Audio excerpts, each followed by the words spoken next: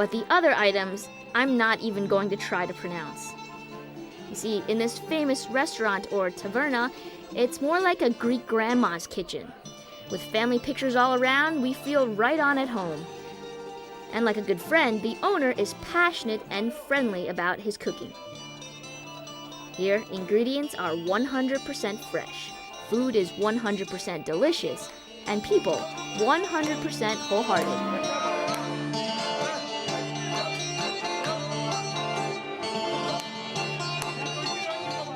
Hi. Hi. We're gonna have our first traditional dish today. The first is the Greek salad. Okay, Greek salad over It's here. tomato, cucumber, and feta cheese and onion. Okay, what kind of feta cheese you said? Feta cheese. Okay. Yes. Is that the most popular type? Yes. Okay. Yeah. And then what else do we have with that? This is the tzatziki. This is Tzatziki. the yogurt with garlic. Yogurt with garlic. Yes. But very nice. it's With not your sweet. bread. Not sweet. It's not sweet. Okay. This is a fried eggplant. Fried eggplant. Eggplant, It's a hot yes. dish, right? And this is dolmades, Greek name dolmades. Dolmades. Dolmades, it's stuffed vine leaves Stuffed vine leaves. with, So the with rice and beef inside. rice and beef inside. Yes. And after I have moussaka and a kebab and something gyros. You know the gyros is the Gyros? Yes. Are gyros the most popular Yes. item? Yes. We'll give it a try later. Yeah. We'll give it a try later. Later. Later, okay. Come sit down now and to eat and drink the special wine. What is or this beer. called? Retsina. Retsina, this is Yes. wine. Okay. So here I have everything in front of me, and I'm about to engage on an eating binge. Let's go.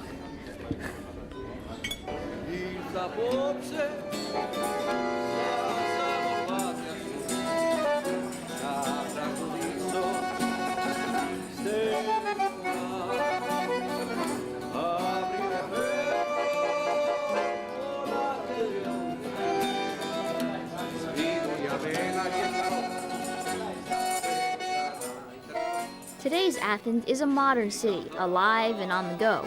However, some things just don't change. For Greeks, eating is an essential part of bonding and socializing. They take their time, they sip some wine with their meal, savor their bites, and chew to the sounds of music.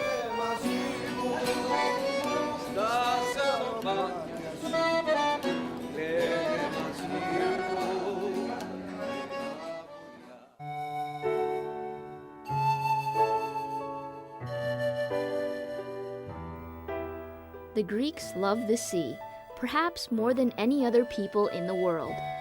It's a beautiful element with godlike powers, and because of the seemingly endless coastline here and the position at the crossroads of most ancient shipping lanes, Greek seamen are natural navigators.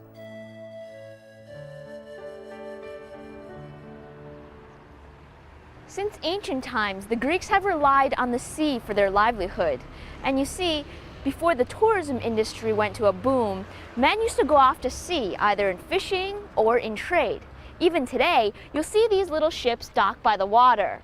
And men use these ships now as a means of transportation. Just like most of us use roads and cars, they use their boats and the sea. And it's sort of formed a lifestyle as well. You see the little residential houses off in the background?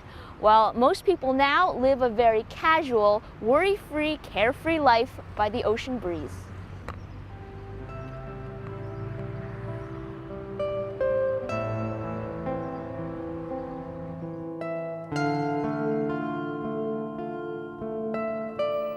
The Piraeus port has been the port for Athens for more than 2,500 years. And it's here that you can get a feel for the traditional lifestyle.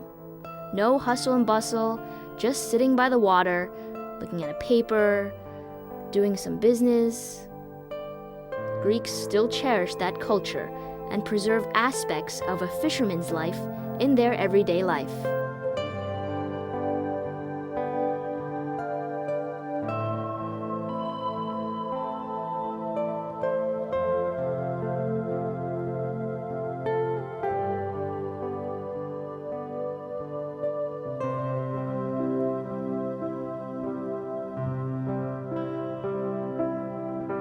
Another interesting site is the Temple of Poseidon at Sunion, a 1-hour drive from Athens.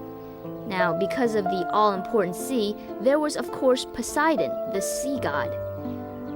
Poseidon is known to be very roughly tempered.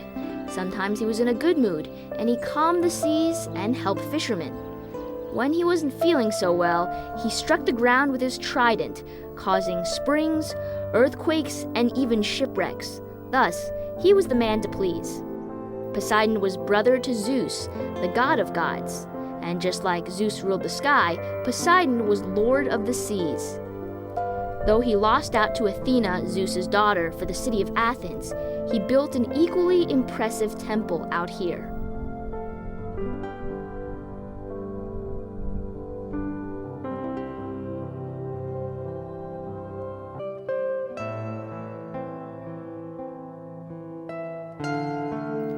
The Greeks were polytheistic in their religious beliefs, and their gods often represented different forms of nature.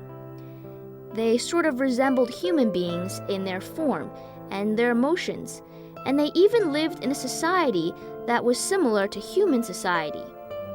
However, the big difference was that gods never died. They were immortal and very, very strong.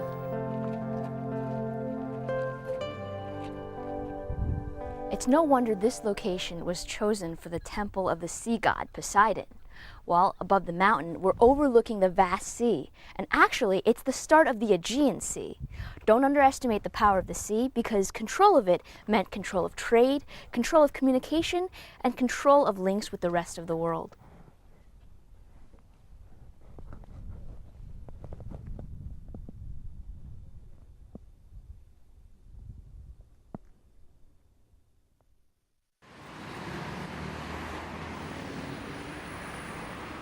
The archaeological sites today seem pretty empty, but actually, the structures and artifacts were placed in the National Archaeological Museum of Athens. This place houses some of the most important artifacts from a variety of archaeological locations all over Greece.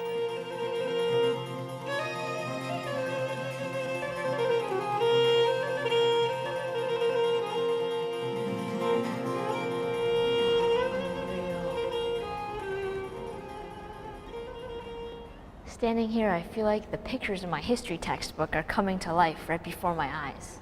And I guess the best way to learn about a country is through their museum, like this one, the Greek National Archaeological Museum. And around here, it feels like I've been taken back to a time of gods, where I can live in their environment and even breathe the same air as them.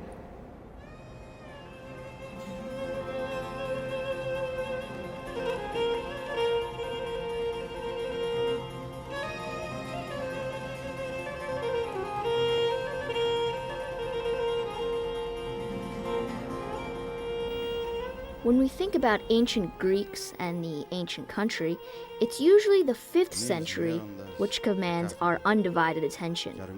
This is the period known as classical or golden period. It's the age of great historians and great dramatists like Sophocles and Aeschylus, and the brilliant philosopher Socrates.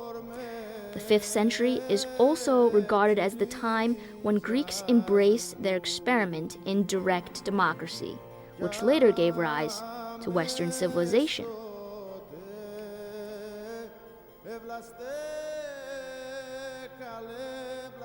There are objects here from thousands of years of history. And although I can't exactly understand or figure out what most of them are used for, I can see the strong and heavy history each one bears.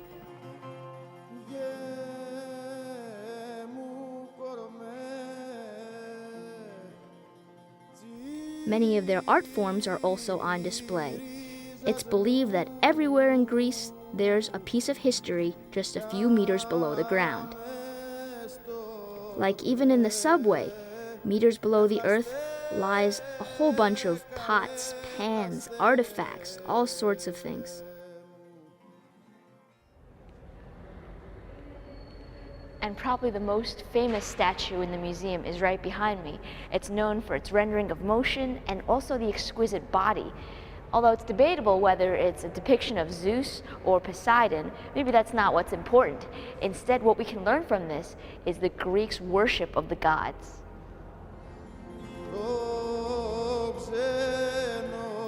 You see, this wonderful bronze structure features this prominent god getting ready to throw his weapon. Unfortunately, there is no weapon right now. It's been lost. So, we can't determine whether it's Zeus tossing a lightning bolt or Poseidon throwing his trident. Other structures here sort of help us commemorate the different periods in Greece history. Wow, that's quite a big naked man over there. And you see, he doesn't stand alone, because there were many of these naked youth structures that developed in the 7th century BC. They typically have a standard pose, the left foot out here in the front and the right foot in the back, arms at the sides. And they usually stood outside some of the temples as a sacrifice to the gods. They represent beauty, youth, and hope in the future.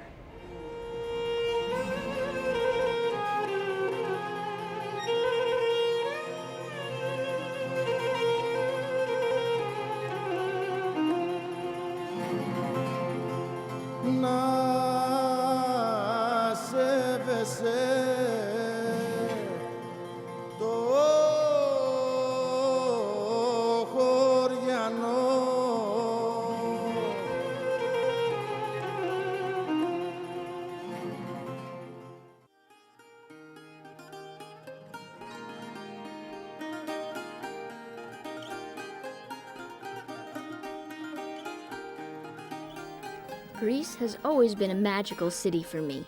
Since elementary school, I read of the mighty Zeus, the moody Poseidon, and the virtuous Athena. It all seemed like a giant fantasy world, a world I could only dream of. Although walking through today's Athens is similar to strolling through other cities in the world, cafes, sunshine, and plenty of people, there is still that special element of magic in the air.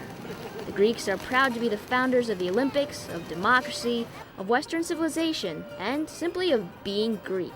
And they sure have reason to be. In the modern world, it seems like the speed of everything has gone up, way up. But you know, Greeks still know how to keep it cool and relaxed. You can find them fishing by the water, hanging out with their kids, and, feeding the pigeons. But you know, they always know how to say, Yasa, to your health. Keep it cool. See you next time on Travelogue.